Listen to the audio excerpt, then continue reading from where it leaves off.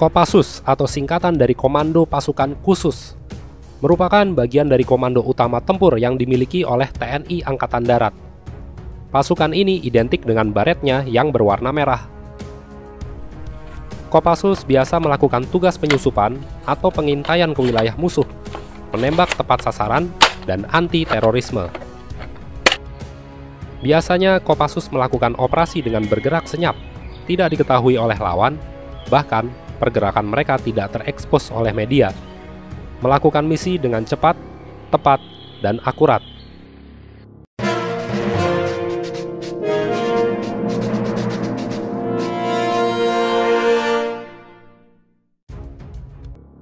Sejarah Kopassus berawal dari rencana dua perwira TNI, yakni Brigadir Jenderal Ignatius Slamet Riyadi dan Kolonel Infanteri Alexander Evert Kawilarang untuk membentuk kesatuan pasukan khusus untuk Indonesia.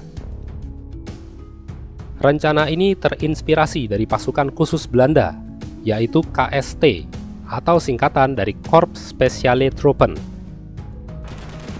Mereka kagum dengan kemampuan tempur pasukan KST pada saat operasi militer penumpasan kelompok RMS atau Republik Maluku Selatan.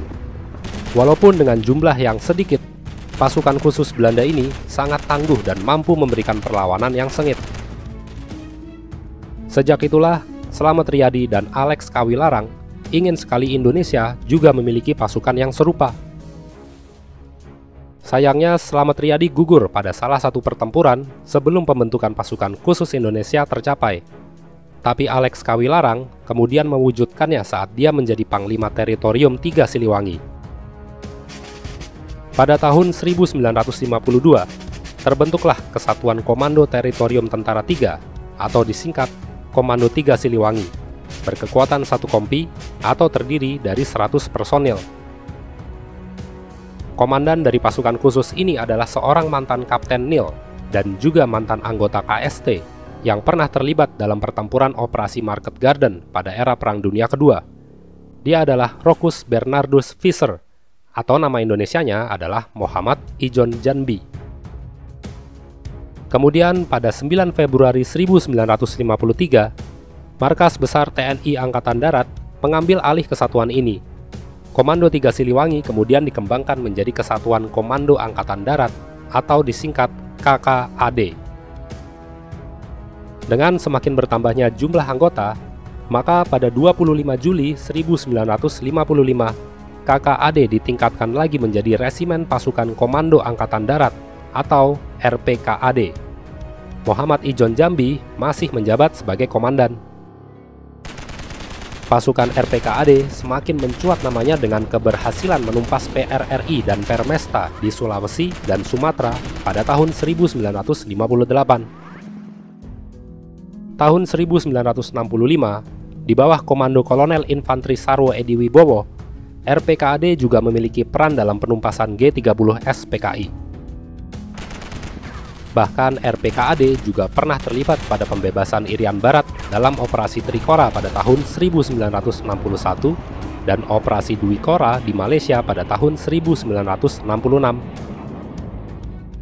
RPKAD juga pernah terlibat dalam pertempuran di Kongo, Afrika saat menjadi bagian dari kontingen Garuda 3 pada tahun 1962 hingga 1963.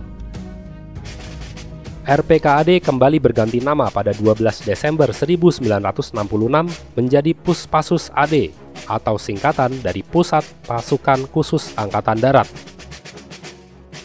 Kemudian pada 17 Februari 1971 berubah kembali menjadi Kopasanda atau singkatan dari Komando Pasukan Sandi Yuda. Tahun 1975, Kopasanda juga terlibat dalam pertempuran di Dili, Timor Timur dalam Operasi Seroja.